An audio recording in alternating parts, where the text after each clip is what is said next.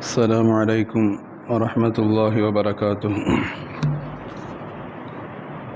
إن الحمد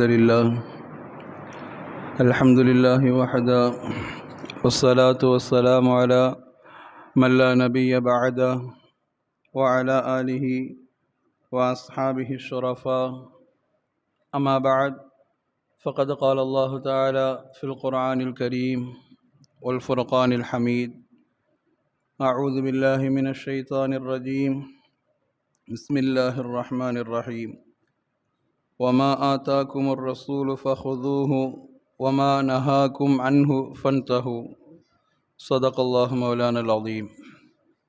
وقال نبينا وهو الصادق المصدوق والحبيب المحبوب صلى الله عليه وسلم: ما أمرتكم به فخذوه وما نهيتكم عنه فانتهوا، أو كما قال عليه الصلاة والسلام.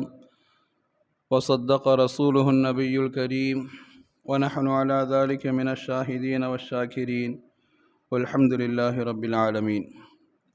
اللهم صل على سيدنا محمد النبي الأمي الحبيب المحبوب شافي العلل ومفرج الكروب وعلى آله وصحبه وسلم. புகழ் அனைத்தும் அல்லாஹ் ஜல்ல சுப்ஹானஹு வ தஆலா ஒருவனுக்கே உரித்தாகட்டுமாக.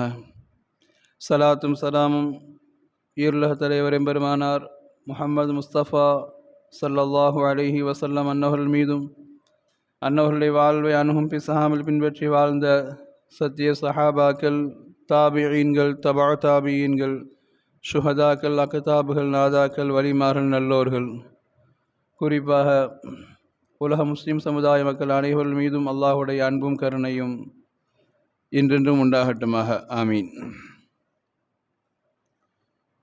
சங்கைக்குரிய அல்லாஹ்வுடையார்களே, நாம் வாழ்ந்து வருகிற இந்த 14வது நூற்றாண்டு இன்னைக்கும் இஸ்லாம் குறித்து அல்லது அண்ணல் பெருமானார் ஸல்லல்லாஹு அலைஹி வஸல்லம் அவர்கள் குறித்து ஏதாவது ஒரு வார்த்தை சொல்லப்படுமானால் அந்த வார்த்தை அது இஸ்லாத்தில் இங்கே இப்படி இல்லை, எங்கள் நபி பெருமானார் ஸல்லல்லாஹு அலைஹி வஸல்லம் இப்படி கற்றுத்தந்திருக்கிறார்கள் என்று ரசூலுல்லாஹுடைய சொல்லிலிருந்து நாம் அவர்களுக்கு எடுத்து பதில் சொல்லுகிறோம் இல்லையா?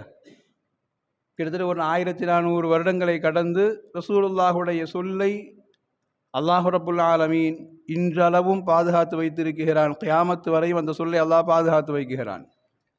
அப்போ ரசூலுல்லாஹுடைய ஒரு சொல்லை நாம் எடுத்து சொல்கிறோம் அப்படின்னு நினைக்கிற பொழுது இன்றைக்கி நமக்கு ஈஸியாக எல்லாம் புத்தகங்கள் வடிவில் ஹதீஸுடைய கிதாபுகள், தேவைப்பட்ட ஆண்ட்ராய்டு ஃபோன்களில், லேப்டாப்புகளில், கம்ப்யூட்டரில், சாஃப்ட்வேர்களில் எல்லாவற்றிலும் இன்றைக்கி ஹதீஸினுடைய மூலப்பொருட்கள், அதனுடைய தமிழ் அர்த்தங்கள் என்று எல்லாம் வந்திருக்கிறது. இன்றைக்கி நாம் எடுத்து சொல்கிறோம். நாம் கொஞ்சம் யோசித்து பார்க்க வேண்டும். ஒரு 14 நூற்றாண்டுகளுக்கு முன்னால் இந்த ஹதீஸ் துறை, ஏன்னா குர்ஆன் பாதுகாக்கப்பட்டதுடைய வரலாறு நமக்கு தெரியும். சஹாபாக்கள் எவ்வளவு தூரம் முயற்சி எடுத்துக்கொண்டார்கள் அந்த குர்ஆனை பாதுகாப்பதன் மீது, அந்த குர்ஆன் எழுதப்படுவதன் மீது, அந்த குர்ஆன் இந்த உம்மத்திற்கு வந்து சேர வேண்டும் என்பதற்காக வேண்டி என்னென்னலாம் முயற்சி எடுத்தாங்க அப்படிங்கிறது நமக்கு தெரியும். ஆனால் குர்ஆனிற்கு அடுத்ததாய் இன்னைக்கு சமுதாயம் மதிக்குகிற ஹதீஸ், நபிகள் பெருமானார் ஸல்லல்லாஹு அலைஹி வஸல்லம் வாழ்க்கையாகட்டும், அவருடைய சொற்களாகட்டும், இதுவெல்லாம் இவ்வளவு தூரம் பாதுகாக்கப்பட்டு வந்திருக்குதுன்னா கொஞ்சம் நாம் ஒரு விஷயத்தை யோசிக்க வேணும். ரசூலுல்லாஹுடைய நபியின் காதலர்களினால்தான் இந்த ஹதீஸ் இந்த உம்மத்திற்கு கிடைத்தது என்றால் அது மிகையான வார்த்தை கிடையாது. ரசூலுல்லாஹுடைய நபியின் காதலர்களினால் இந்த உம்மத்திற்கு அந்த ஹதீஸை கொண்டு வந்து தந்திருக்கிறார்கள். இன்னைக்கு நாம் ரசூலுடைய மீலாதை குறித்து பேசுகிறோம், அவருடைய நேசம் குறித்து பேசுகிறோம், அவர்களை நேசிப்பது கட்டாயம் என்று பேசுகிறோம். அது வேறு வகையாய் பார்க்கப்படுகிற ஒரு சூழல்ல கொஞ்சம் நாம் இப்படி யோசித்து பார்க்கணும். இன்றைக்கும் ரசூலுல்லாஹுடைய ஹதீஸ் இல்லாமல் நம்முடைய குர்ஆன் தொழுகுங்கள் என்று சொல்கிறது. எப்படி தொழுக வேண்டும் என்பதை ரசூலுல்லாஹுடைய வாய்வழி வார்த்தையான ஹதீஸ் ஷரீஃபை நாம் பார்க்க வேண்டும். ஜக்காத் கொடுங்கள் என்று குர்ஆன் சொல்லுகிறது. அந்த ஜக்காத்தை எப்படி கொடுக்க வேண்டும் என்பதை நபிகள் பெருமானார் ஸல்லல்லாஹு அலைஹி வஸல்லம் கற்றுக் கொடுக்கிறாங்க. ஹராமை தவிர்ந்து விடுங்கள் என்று மார்க்கம் சொல்லித் தருகிறது. அந்த ஹராமில் எது எதுவெல்லாம் கட்டுப்படும் என்பதை நபிகள் பெருமானார் ஸல்லல்லாஹு அலைஹி வஸல்லம் கற்றுக் கொடுக்கிறாங்க. ஆக குர்ஆனை விளங்க வேண்டுமானால் ஹதீஸ் வேண்டும் என்பதை, இந்த உம்மத்திற்கு அது தேவை என்பதை கொண்டு வந்து சேர்ப்பதற்காக வேண்டி இந்த ஹதீஸ் ஷரீஃபை தொகுத்து தந்த அந்த இமாம்களை நாம் நபியுடைய காதலர்களாகத்தான் பார்க்க முடிகிறது. அப்படிப்பட்ட ரசூலுல்லாஹுடைய நேசத்திற்குண்டான அந்த காதலர்கள் மட்டும் இல்லையானால் இன்னைக்கு நம்முடைய சமுதாயத்தில் ஹதீஸுடைய நிலை என்ன என்று அல்லாஹ் யோசித்துக் கொண்டு பார்க்க முடியாது. சஹாபாக்கள் வாழ்ந்த காலம் எப்படி குர்ஆனை கோர்வை செய்யலாம் என்று அபூபக்கர் ரலியல்லாஹு அன்ஹு உமர் ரலியல்லாஹு மஷ்வரா சொன்னாங்களோ, அதே மாதிரி அபூபக்கர் ரலியல்லாஹு காலத்தில் மஷ்வரா நடக்குது. ரசூலுல்லாஹுடைய ஹதீஸை சஹாபாக்கள் கொஞ்சம் கொஞ்சமாக மனப்பாடம் பண்ணி வச்சிருக்கிறாங்க. அபூ ஹுரைரா ரலியல்லாஹு, குறிப்பிட்ட சில சஹாபாக்கள் தான். அபூ ஹுரைரா ரலியல்லாஹை பார்த்தால் அவரிடம் 5000க்கும் மேற்பட்ட ஹதீஸ் இருக்குது. அப்துல்லாஹ் பின் உமர் ரலியல்லாஹு அவரிடம் பார்த்தால் 2000க்கும் மேற்பட்ட ஹதீஸ் இருக்குது. இப்படி சில சில சஹாபாக்களிடம் ஹதீஸ்கள் மனநமிடப்பட்டு இருக்கிறது. சில சஹாபாக்கள் சிலதை எழுதி வைத்திருக்கிறார்களே தவிர்த்து ஹதீஸ் என்று எந்த ஒரு முறையும் புத்தகமாய் ஒரு எழுத்து வடிவில் இல்லை. நாம் அதை கொண்டு வருவதற்கு ஏதாவது முயற்சி செய்யணும் அப்படின்னு அபூபக்கர் ரலியல்லாஹு மஷ்வரா செய்யப்படுது. அபூபக்கர் ரலியல்லாஹு அந்த மஷ்வரால் முடிவு செய்கிறாங்க, இல்லை வேணாம், அப்படி ஒன்றை நாம் ஹதீஸாக ஒரு எழுத்து வடிவில் கொண்டு வந்தால் குர்ஆனும் ஹதீஸும் வேறு வேறா அல்லது ஒன்றா என்று பின்னால் வருபவர்கள் குழம்பி போவார்கள். அதனால் வேணான்னு அபூபக்கர் அந்த ஐடியாவை கைவிட்டுட்டாங்க. பின்னால் அபூபக்கர் ஆட்சி முடிந்து உமர் ரலியல்லாஹுடைய ஆட்சி காலம் வருகிறது. உமர் ரலியல்லாஹு ஆட்சி காலத்தில் இதே மஷ்வரா வருது. அப்போ உமர் ரலியல்லாஹு அன்று வாழ்ந்த எல்லா மூத்த சஹாபாக்களையும் அழைத்து தன்னுடைய அமைச்சரவையில் வைத்து மஷ்வரா செய்கிறாங்க, என்ன செய்யலாம். எல்லா சஹாபாக்களை கருத்தையும் கேட்டுக்கிறாங்க. சில சஹாபாக்கள் வேணுங்கிறாங்க, சில சஹாபாக்கள் குர்ஆனோடு குழம்பி விடும் என்கிறார்கள். எல்லா சஹாபாக்களை கருத்தையும் கேட்டுக்கிறாங்க. கேட்டுட்டு நாம் யோசிக்க வேண்டும். ஒரு மாத காலம் உமர் ரலியல்லாஹு ஹதீஸ் ஷரீஃபை கோர்வை செய்யலாமா, எழுத்து வடிவில் கொண்டு வரலாமா வேணாமான்னு அல்லாஹ்ட்ட இஸ்திகாரா முறையிடுறாங்க. அல்லாஹ் அக்பர். இன்னைக்கு ஒரு காரியத்தை செய்கிறதா வேணாமான்னு யோசிக்கிறதா இருந்தால் ஒரு நாள் தொழுகும், 2 நாள் தொழுகும், 3 நாள் இஸ்திகாரா தொழுகும். சில பழக்கத்திற்கு சில நல்லடியால் உண்டான பழக்கம். உமர் ரலியல்லாஹு ஒரு மாத காலம் அல்லாஹோடு இஸ்திகாரா செய்தாங்க. யா அல்லாஹ், ஹதீஸ் ஷரீஃபை நான் எழுத்து வடிவில் கொண்டு வரலாமா வேண்டாமா. ஒரு மாதம் கழித்து உமர் ரலியல்லாஹு சஹாபாக்கெல்லாம் கூப்பிட்டு சொன்னாங்க, ஒரு மாதத்துக்கு முன்னாடி இந்த மஷ்வரா செய்தோமே ஞாபகம் இருக்கிறதா? ஆமாம், மஷ்வரா செய்தோம். அதனுடைய முடிவாய் நான் 1 மாத காலங்கள் இஸ்திகாரா செய்ததற்கு பின்னால் எனக்கு அல்லாஹ் உள்ளத்தில் இப்படி சிந்தனையை தருகிறான். வேதக்காரர்கள் அவர்கள் நபியினுடைய சொல்லை இல்லாமல் எழுதி வைத்துத்தான் வேதம் எது நபியின் சொல் எது என்று தெரியாமல் குழம்பி போய்விட்டார்கள்.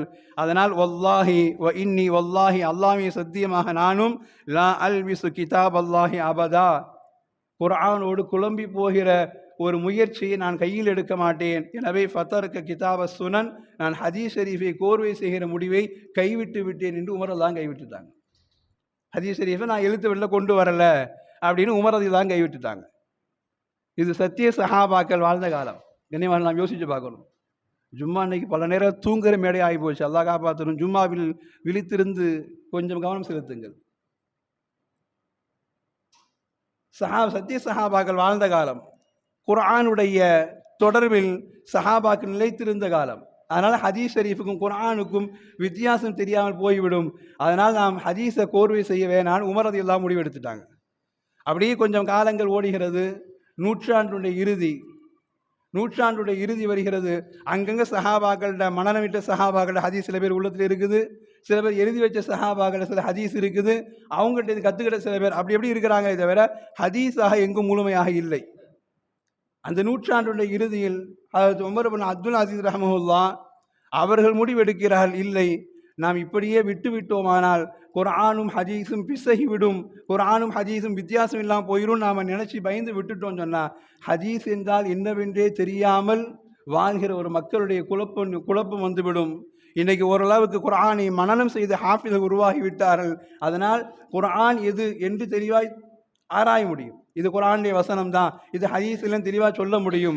அதனால் இப்பொழுது நாம் அதற்குண்டான முயற்சிகளை கையில் எடுக்கலாம் என்று ஹஜ்ரத் உமர் இப்னு அப்துல் அசீஸ் ரஹ்மத்துல்லாஹி அவர்கள் தான் முதல் ஹிஜ்ரி நூற்றாண்டுடைய கடைசியில் அவர்கள் கையில் எடுக்கிறார்கள். இல்லை, ஹதீஸ் ஷரீஃபை நாம் கோர்வை செய்து ஆக வேண்டும்.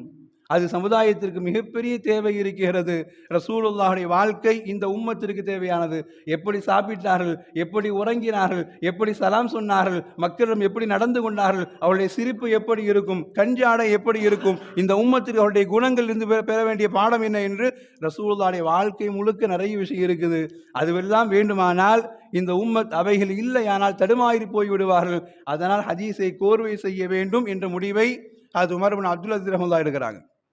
எடுத்து கோர்வை செய்வதற்காக அந்தந்த தேசங்களில் மக்காவில் ஒரு பொறுப்பு, மதீனாவில் ஒரு பொறுப்பு, ஷாம் தேசத்தில் ஒரு பொறுப்பு, பஸ்ராவில், கூஃபாவில் என்று அங்கங்கே பொறுப்பு கொடுக்குறாங்க. இப்படியே ஹதீஸை கோர்வை செய்கிற பொறுப்பு நடந்துகிட்டே இருக்குது. ஹிஜ்ரியுடைய 2ஆம் நூற்றாண்டு 200வது வருஷத்தினுடைய நெருக்கங்கள்.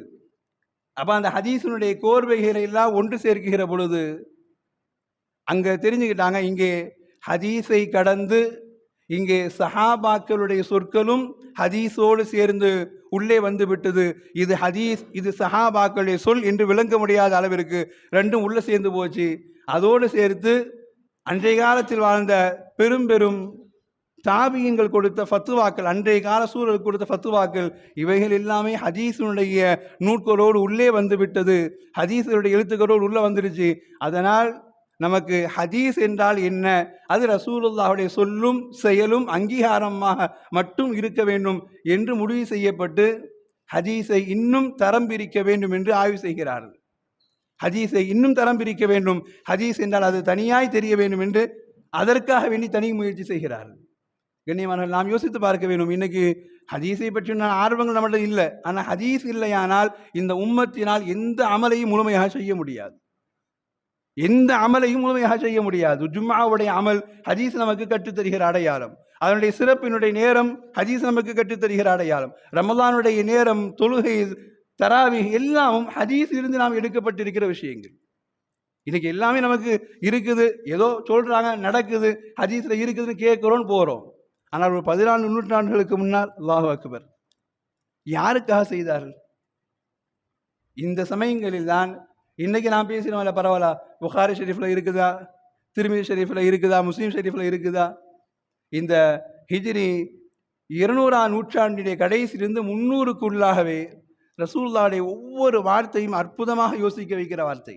ரசூலுல்லாஹ் ஹைருல் குரூனி கர்னி, காலங்களில் மிகச்சிறந்த காலம் அது என்னுடைய காலம். நாங்கள் ரசூலுல்லாஹ், நான் வாழ்கிற இந்த நூற்றாண்டு, என்னை பார்த்த சஹாபாக்களை பார்த்து வாழ்கிற தாபீன்கள் வாழ்கிற இந்த நூற்றாண்டு மிகச்சிறந்த நூற்றாண்டுன்னாங்க.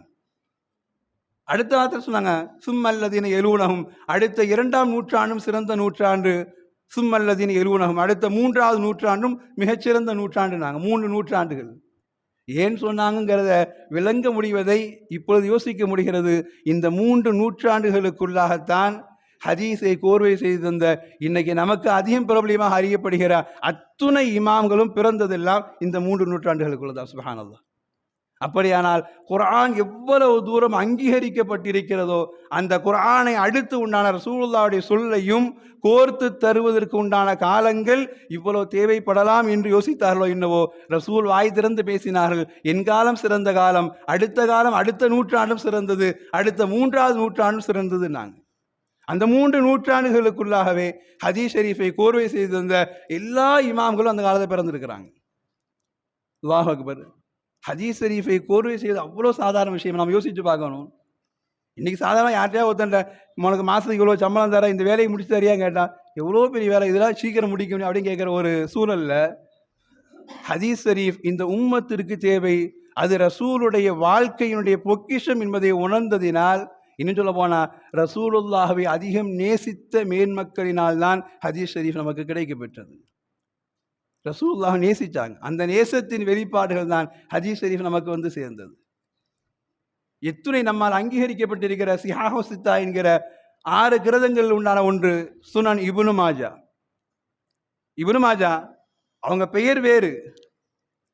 இப்னு மாஜா ரஹ்மத்துல்லாஹுடைய பெயர் வேறு. இப்னு மாஜாங்கிறது மாஜாங்கிறவங்களுடைய தாயார் பெயர். கஸ்வீன், ஹுராசான் பக்கத்தில் இன்னைக்கு பலஸ்தீனை கடந்திருக்கிற அந்த பகுதியில் பிறந்தவர்கள். மாஜாங்கிறது அவங்களுடைய தாயாருடைய பெயர். தாயாருடைய பெயர் தான் இன்றைக்கு வரைக்கும் இப்னு மாஜா என்கிற ஹதீஸுடைய கிரந்தங்கள் வழியாக அறியப்படுறாங்க. அல்லாஹு அக்பர். அவர்கள் பிறந்தது ஹிஜ்ரி 209 நான் சொன்ன மாதிரி ஹிஜ்ரி 300க்குள்ளாகவே அந்த எல்லா சத்திய சீலர்கள் ஹதீஸை கோர்வை சேர்ந்த அத்துணை இமாம்களுடைய பிறப்பும் அந்த ஹிஜ்ரி 300க்குள்ளே அல்லாஹ் கொண்டு வந்திருக்கிறான். மிகச்சிறந்த காலத்தில் பிறந்தவர். ஹிஜ்ரி 209 பிறக்கிறாங்க. அது இப்னு மாஜா ரஹ்மத்துல்லாஹ். 209 பிறக்கிற இவங்க கிட்டத்தட்ட 22 வருடங்கள் தன் சொந்த ஊரிலே இருக்கிறார்கள்.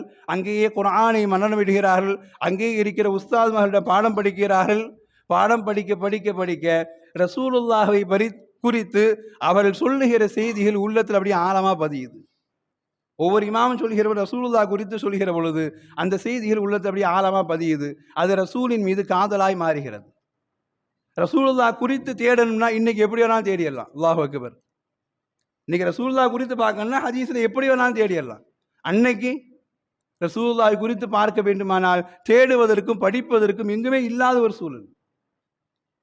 22வது வயது, தன் 22வது வயதில் முடிவெடுக்கிறார்கள். நான் வாழ்கிற இந்த ஹொராசான் பகுதி, கஸ்வீன் பகுதி, அது நிறைய ஹாஃபில்களால் நிறைந்திருக்கிறது. நிறைய முஃபக்கிகள், மார்க்கத்தினுடைய சட்டம் சொல்பவர்கள் நிறைந்திருக்கிறது. ஆனால் ஹதீஸை கோர்வை செய்வதில் என்னுடைய பகுதி ரொம்ப குறைந்திருக்கிறது என்று தனது 22வது வயதில் ஒரு வாலிபராக யோசிச்சு பாருங்க. அல்லாஹ் அக்பர். 22 வாலிபர் ரசூலுல்லாஹுடைய ஹதீஸ் ஷரீஃபை குறித்து கோர்வை செய்ய வேண்டும் என்று எனக்கு ஆசையாக இருக்கிறது என்று, அவரை குறித்து கற்றுக்கொள்ள வேண்டும் என்று ஆசையாக இருக்கிறது என்று ஒரு 22 வயது இளைஞராய் வெளியே கிளம்புகிறார்கள். ஒரு 22 வயது இளைஞராய் அபு அப்துல்லா முஹம்மது இப்னு யஸீத் இப்னு மாஜா, அபு அப்துல்லா அவருடைய பெயர் முஹம்மது இப்னு யஸீத் இப்னு மாஜா அவர்கள் 22 வயதில் தன் வாலிபராய் தன் ஊரை விட்டு வெளியே கிளம்புகிறார்கள். பஸ்ராவிற்கு, கூஃபாவிற்கு என்று கிட்டத்தட்ட ஒரு 10க்கும் மேற்பட்ட நகரங்களுக்கு சென்று அங்கெல்லாம் சென்று எல்லா ஆசிரியர்களும் கல்வி கற்கிறார்கள். சரியாக 15 வருடங்கள். அல்லாஹ் அக்பர். ஒரு 15 வருடங்கள் முழுக்க முழுக்க இந்த மார்க்கத்திற்காக வேண்டி, குறிப்பாய் நபிகள் பெருமானா ஸல்லல்லாஹு அலைஹி வஸல்லம் ஹதீஸுகளை இந்த உம்மத்திற்கு கொண்டு வந்து சேர்க்க வேண்டும் என்கிற ஆசையில் 15 வருடங்களாய் ஒவ்வொரு ஊராய் ஒவ்வொரு தேசமாய் அலைந்து எல்லா இமாம்களிடம் மண்டியிட்டு பாடம் படித்து 15 வருடங்களுக்கு பின்னால் தன் சொந்த ஊருக்கு திரும்பி வருகிற அவர்கள் ஆசைப்படுகிறார்கள், இப்பொழுது நான் ரசூலுல்லாஹுடைய ஹதீஸ் ஷரீஃபை நான் எழுத வேண்டும் என்று ஆசைப்படுகிறேன் என்று. அல்லாஹ் அக்பர். ஒரு 15 வருட உழைப்பு.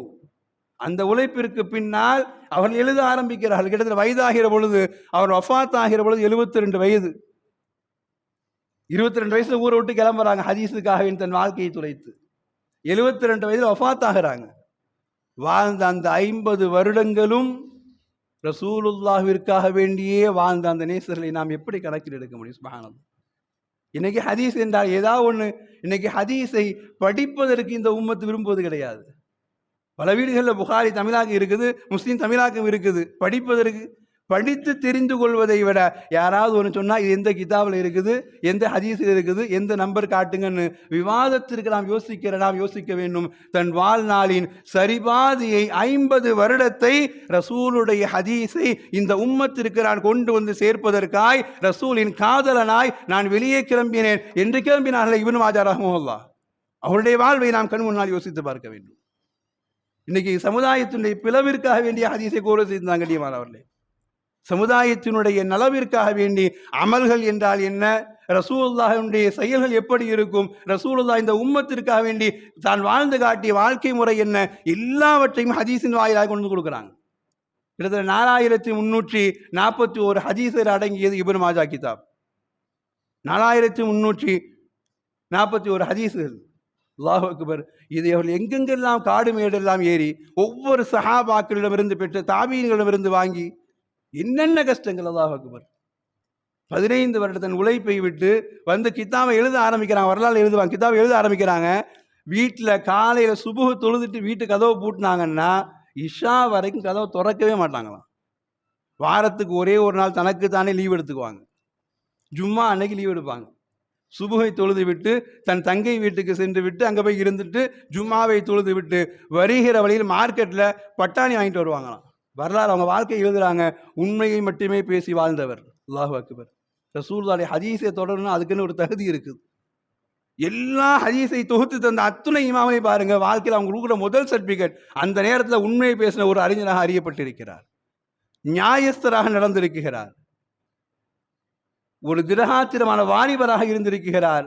ஈமானில் சரிபாதியாய் ஈமானில் உத்தரவாதத்தோடு நின்றிருக்கிறார். இந்த ஒரு முறைகள் எல்லாம் ஹதீஸை தொடுவதற்கு முன்னால் யார் யாரெல்லாம் ஹதீஸை தொட்டிருக்கிறார்களோ அத்துணை பேருடைய வரலாறையும் வாய்ப்பு இருந்தால் படித்து பாருங்கள். அத்துணை பேரும் உண்மையாளராய், நியாயஸ்தராய், ஈமானில் உறுதிமிக்கவராய், ரசூலின் காதலராய் இருந்தவர்களால் மட்டும்தான் ஹதீஸ் ஷரீஃபை தொகுத்து தந்திருக்க முடிகிறது. ஜும்மா அன்னைக்கு வருவாங்க, வருகிற பொழுது பட்டாணி வாங்கிட்டு வருவாங்க. அவங்க வாழ்க்கையில் எழுதுறாங்க, காலம் முழுக்க நிறைய நோன்பாகத்தான் வாழ்க்கை கழிச்சாங்க. சஹருக்கு என்ன பட்டாணி, இஃப்தாருக்கு என்ன பட்டாணி, வேலை என்ன ஹதீஸை எழுதணும். அல்லாஹ் அக்பர். 50 வருட காலங்களாய் ரசூலுல்லாஹி ஹதீஸை எழுதி எழுதி எழுதி எழுதி 4000க்கும் மேற்பட்ட ஹதீஸை இந்த உம்மத் தந்திருக்கிறார்கள். அவர்கள் எழுதி வைத்த ஹதீஸினுடைய விளக்க உரையாய் எத்தனையோ விளக்க உரையுமாக எழுதியிருக்கிறாங்க. ஒரு இப்னு மாஜா என்கிற கிதாப் இருக்கு, எடுத்து பார்த்தால் மின்ஹாஜ் என்கிற ஒரு விளக்க உரை, தொடர்ந்து ஒரு 3-4 விளக்க உரை கிதாப் எழுதியிருக்கிறாங்க. ஏன்? ரசூலுல்லாஹுடைய நேசத்தினால், கல்வியினால் வெளியே கிளம்பினார்கள். 50 வருட காலங்கள் தன் கல்வியின் மூலமாய் சமுதாயம் பிரயோஜனம் அடைய வேண்டும், என்னால் ரசூலுடைய ஒரு குறிப்பை இந்த உம்மத் அடைந்து கொள்ள வேண்டும் என்று ஆசைப்பட்டாங்க. இமாம் சுயூத்தி ரஹ்மத்துல்லாஹ் சொல்லுவாங்க, எத்தனையோ ஹதீஸினுடைய கிதாபை நான் படித்திருக்கிறேன், ஆனால் இப்னு மாஜா ரஹ்மத்துல்லாஹ் அவருடைய ஹதீஸ் கிதாபுடைய கோர்வை என்னை ரொம்ப ஆச்சரியப்படுத்தி வச்சுதுங்க. நாங்கள் அவருடைய ஹதீஸினுடைய கோர்வை முறை என்னை ரொம்ப ஆச்சரியப்பட வச்சுருந்தாங்க. ஏன்னா கிதாபை திறந்த உடனேயே முதல் தலைப்பு இதுதான், பாபு இத்திபாய் சுன்னத்தின் நபி ஸல்லல்லாஹு அலைஹி வஸல்லம், ரசூலுல்லாஹவை பின்பற்றுவதுடைய முறை. இதுதான் முதல் பாடமே, முதல் ஹதீஸும் இதுதான். அன் அபி ஹுரைரா ரலியல்லாஹு தஆலா அன்ஹு قال قال رسول الله صلى الله عليه وسلم மா அமர்த்துக்கும் பிஹி ஃபஹுதூஹ் வமா நஹைத்துக்கும் அன்ஹு ஃபன்தஹூ. நான் உங்களுக்கு எதை ஏவினேனோ அதை எடுத்து நடங்கள், எதை விட்டும் தடுத்தேனோ அதை விட்டு விலகி விடுங்கள். இதுதான் முதல் ஹதீஸ், முதல் பாடம். இமாம் சுயூத்தி ரஹ்மத்துல்லாஹ் சொல்லுவாங்க, இவர்களை மாதிரி அற்புதமாய் தலைப்பிட்டவர்களை நான் எந்த ஹதீஸுடைய ஆசிரியரையும் பார்க்கல. ஏன்னா உலகத்தில் ஒரு முஃமினாக வாழ வேண்டுமானால் அவனுடைய முதல் அடிப்படை ரசூலுல்லாஹ் குறித்து விளங்க வேண்டும். முதல் அடிப்படை அதுதான், ரசூலுல்லாஹ் குறித்து விளங்க வேண்டும்.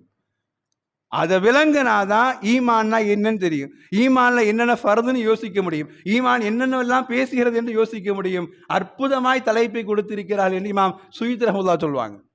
அப்படியே ரசூலுல்லாஹ்வுக்கு அடுத்து சஹாபாக்களை குறித்து பேசுறாங்க. பேசி அடுத்ததாக ஈமான் சம்பந்தமாய், அக்காயிது சம்பந்தமாய், தொழுகை சம்பந்தமாய் என்று ஒவ்வொரு பாபாய் பேசி அந்த ஹதீஸுடைய கிதாப் இமாம் சுயூத்தி ரஹ்மத்துல்லாஹ் சொல்லுவாங்க, அற்புதமாய் ஹதீஸை முடிக்கிற பொழுது இவ்வளவு அற்புதமாய் முடிக்கிறார்கள். ஒரு ஹதீஸை பதிவு செய்கிறாங்க, கடைசி ஹதீஸ் இப்னு மாஜாவுடைய கடைசி ஹதீஸ் இதுதான். ஒரு முஃமின், மா மின்கும் மின் அஹதின் இல்லா லஹு மன்சிலானி மன்சிலுன் ஃபில் ஜன்னா வ மன்சிலுன் ஃபில் ஆஹிரா. உலகத்தில் பிறக்குகிற எல்லா மனிதனுக்கும் சுவனத்தில் ஒரு வீடு என்று இருக்கிறது. வ மன்சிலுன் ஃபில் ஆஹிரா, அவனுக்கு உலகத்தில் ஒரு வீடு என்று, மன்சிலுன் ஃபில் ஜன்னா வ மன்சிலுன் ஃபின்னார், சொர்க்கத்தில் ஒரு வீடு என்று இருக்கிறது, நரகத்தில் ஒரு வீடு என்று இருக்கிறது சொல்லி ரசூலுல்லாஹ் ஹதீஸ் நிறைவு செய்கிறாங்க. ஃபஇதா மாத்த ஃபதஹலன் நார, ஒருவேளை ஒரு மூமின் கூட அவன் வஃபாத்தாகி கெட்டதாக வாழ்ந்திருந்தால் அவன் நரகத்தில் நுழைந்து விட்ட பொழுதும் கூட வர்ரஸ அஹ்லுல் ஜன்னா மன்சிலஹு, அல்லாஹ் அவனுடைய கலிமாவின் காரணமாய் அவனை சுவனவாதியாக மாற்றி தந்து சுவனத்தில் அவனை அல்லாஹ் குடியேறச் செய்வான், சுவனத்தில் அவனுக்கு அல்லாஹ் வீட்டை வாரிசாக ஆக்கி வைப்பான் என்று இந்த ஹதீஸை சொல்லிவிட்டு இந்த வார்த்தையை போடுறாங்க, ஃபதாலிக கௌலுஹு தஆலா ஃபஉலாயிக ஹுமுல் வாரிசூன், இவர்கள் தான் உண்மையான வாரிசானவர்கள். அவங்க எழுத வாழ்க்கையை அப்படியே கொண்டு வந்து சேர்க்கிறாங்க. அல்லாஹ் ரப்புல் ஆலமீன் என்னை சுவனவாதியாய் அங்கீகரிக்க வேண்டும் என்று அவர்கள் ஆசைப்படுவது போன்று ரசூலுல்லாஹில் ஆரம்பித்து ரசூலை நேசித்தால் என்ன கிடைக்கும், அதனுடைய கடைசி எல்லை என்ன, சுவனத்தில் அவர்களோடு குடியேற முடியும் என்று சொல்லாமல் சொல்வது போன்று அந்த ஹதீஸினுடைய பாட அமைப்பை அமைத்திருப்பதை இமாம் சுயூத்தி ரஹ்மத்துல்லாஹ் சொல்லுவாங்க, அற்புதமாய் இவர்கள் போன்று ஹதீஸ் ஷரீஃபினுடைய அமைப்பை நான் யாரிடத்திலும் பார்த்ததில்லைன்னாங்க. கண்ணியமானவர்களே, இன்னைக்கும் நாம் செய்ய வேண்டிய மிகப்பெரிய முக்கியமானது ஹதீஸ். குர்ஆனை எல்லோரும் திறந்து பார்த்திருக்கிறோம், ஹதீஸ் கிதாப்னு ஒன்று இருக்குது அப்படின்னு சொன்னால் நம்புறவருக்கு எத்தனை பேர் இருக்கிறோம் தெரியல. ஹதீஸ் கிதாபை கண்ணால் பார்த்திருக்கிறோமா? குர்ஆன் எவ்வளவு தூரம் வாழ்வினுடைய உயர்வை பேசுகிறதோ, வாழ்வின் வெற்றிக்கு உறுதுணையாக இருக்கிறதோ, அதே அளவு ஹதீஸும் நமக்கு மிக முக்கியமாய் தேவை. ஹதீஸை படிக்க வேண்டும் அன்றாடம். கையில் மொபைல் இருக்கு, என்னென்னவோ பார்க்குறோம். தினம் ஒரு ஹதீஸை படிப்பதற்கு நாம் முயற்சி செய்ய வேண்டும். அந்த நல்லவர்கள் கோர்வை செய்து தந்ததனுடைய அடையாளம் அதுதான். ரசூலை இந்த உம்மத்திலிருந்து பிரிப்பதற்கு உண்டான சூழ்ச்சிகளில் இன்னைக்கு யூத கும்பல் எவ்வளவோ இறங்கி இருக்கிறாங்க. இன்னைக்கு நாம் வைக்கிற பெயர்கள் ஆரம்பித்து பெயர் இன்னைக்கு எவ்வளோ பேர் வைக்கிறாங்க, முஸ்லீம் பேர் நினைச்சு வைக்கிறாங்க. பேருக்கு அர்த்தமே இருக்கிறது இல்லை. கேட்டால் நான் அந்த நெட்டில் பார்த்தேன், இந்த வெப்சைட்டில் பார்த்தேன், அவர்கிட்ட கேட்டேன், இவர்கிட்ட கேட்டேன், எல்லா வெப்சைட்லையும் உள்ளே புகுந்துட்டாங்க. ஒன்றை தெளிவாக தெரிந்து கொள்ளுங்கள், இன்னைக்கு அவர்கள் நமக்கு வெளிரங்கமாய் செய்கிற சூழ்ச்சியை விட உள்ரங்கமாய் செய்கிற சூழ்ச்சிகள் அதிகம். மிக குறிப்பாய் ஹதீஸிற்குள்ளே இன்று நுழைய ஆரம்பித்திருக்கிறார்கள். கண்ணியமானவர்களே, நாம் ஏதோ ஹதீஸ் தானே, யாரோ சொல்கிறார்கள், யாரோ கேட்கிறோம் என்று நினைத்து விளையாட்டாக இருந்து விடாதீர்கள். ஹதீஸிற்காக வேண்டி நேரம் ஒதுக்குங்கள். தினம் படிப்பதற்குள்ள நேரத்தை ஒதுக்குங்கள். சென்ற வாரம் கூட ஒரு வீடியோ வந்து பார்த்துருப்போம். ஒரு இஸ்லாத்தினுடைய எதிரி அவன் பேசுகிறான், ரசூலுல்லாஹை குறித்து ஒரு தவறான கண்ணோட்டத்தில் கொண்டு வந்து சேர்க்கிறான். ரசூலுல்லாஹ் சஹாபாக்களோடு நடந்து போகிறாங்க, போன இடத்துல ஒரு வெங்காய தோட்டம் இருந்துச்சு. அந்த வெங்காய தோட்டத்துக்குள்ள ரசூலுல்லாஹ் சஹாபாக்கள் ரசூலுல்லாஹ் நுழைகிறாங்க. அவன் பேசுகிற விஷயம் இது ஹதீஸில் இருக்குதுன்னு பேசுகிறான். ஏன்னா இன்னைக்கு ஹதீஸ்னா என்னன்னு படிப்பதற்கு கூட நமக்கு நேரம் இல்லை. அவ்வளோ பிஸியாக நம்ம ஓடிக்கிட்டு இருக்கிறோம். இன்னைக்கு அவன் ஹதீஸ் என்கிற பெயரில் இட்டு கட்டுகிறார்கள் இந்த சமுதாயத்தை வழிகெடுப்பதற்காக வேண்டி. எங்க வெங்காய தோட்டத்துக்குள்ள போறாங்க, சஹாபாக்களும் போறாங்க, ரசூலுல்லாஹ் போறாங்க.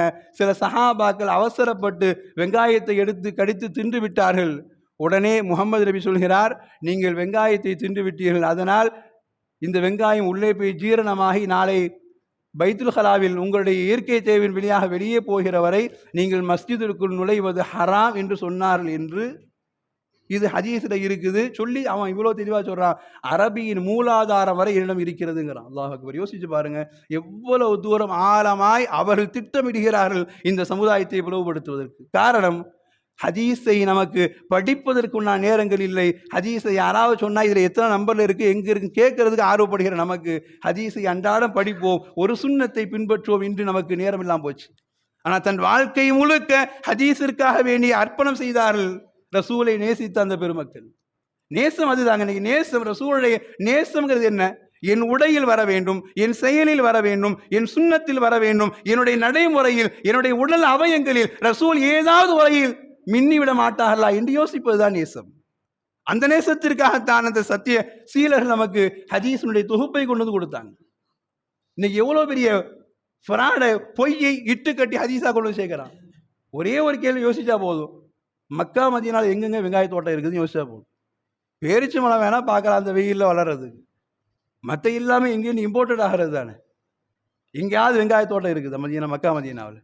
ஒரு பொய்யை எவ்வளவு லாபகமாய் அவர்கள் இட்டுக்கட்டி உள்ளே நுழைய வைக்கிறார்கள் என்பதை இன்றைய தலைமுறை யோசிக்க வேண்டும். கண்ணியமானவர்களே, நாம் குர்ஆனை விட்டு விலகுகிற தூரம் எவ்வளவு ஆபத்தானதோ அதே அளவு ஹதீஸை விட்டும் விலகுகிற தூரமும் நமக்கு அவ்வளவு ஆபத்துகள் இருக்கிறது. ஹதீஸ் இல்லாமல் போனால் நம்முடைய அத்துணை அமல்களும் நின்றுவிடும். ஹதீஸ் இல்லாமல் போனால் கியாமத் குறித்து வருகிற எச்சரிக்கைகள் இந்த சமுதாயத்தில் இல்லாமல் போய்விடும். ஹதீஸ் இல்லாமல் போனால் தஜ்ஜால் குறித்து வருகிற செய்திகள் இல்லாமல் போய்விடும். ஏன், ஹதீஸ் இல்லாமல் போனால் நம்முடைய தலைமுறை பிள்ளைகளிடம் ஈமான் இலகுவாய் பறிபோய்விடும். ஹதீஸ் தான் அத்துணைக்கும் பாடத்தை கற்றுத்தருகிற இடம். ஹதீஸ் தான் சொல்லித் தருகிறது ஈமான் என்றால் எத்துணை வகையில் இருக்கிறது, நீங்கள் இப்படி 7 விஷயத்தை நம்பினால்தான் ஈமானின் உயர்தரத்திற்கு வர முடியும் என்று ஹதீஸ் கற்றுத்தருகிறது. நீங்க மக்களோட சொல்லிக் கொடுக்குறோம், ஆமன்து பில்லாஹ் வ மலாயிகத்திஹி வ குதுபிஹி வ ருசுலிஹி, எங்கிருந்து வந்தது? ஹதீஸின் வாயிலாய் பெறப்பட்ட விஷயங்கள். ஹதீஸ் எந்த அளவிற்கு இந்த உம்மத்தோடு இலையோடி வாழ்கிறதோ, ஹதீஸை நாம் எந்த அளவிற்கு பின்னி பிணைந்து வாழ்கிறோமோ அந்த அளவிற்கு நாமும் நம்முடைய சந்ததிகளும் ஈமானோடு நிலைத்திருப்பதற்குள்ள வாய்ப்புகள் உண்டு என்பதனால்தான் ஹதீஸை நேசித்த பெருமக்கள், ரசூலை நேசித்த பெருமக்கள் நமக்கு ஹதீஸ் என்கிற தொகுப்பை தந்திருக்கிறார்கள். அது வெறும் நாம் தெரிந்து கொள்வது பேருக்கு தெரிஞ்ச மாதிரி வெறும் 6 கிதாபுகள் மட்டுமல்ல. ஹதீஸ் ஷரீஃப் என்பது மிக நீளமான தொடருடையது. அது ரசூலுடைய ஒவ்வொரு செய்திகளும் பேசுகிறது.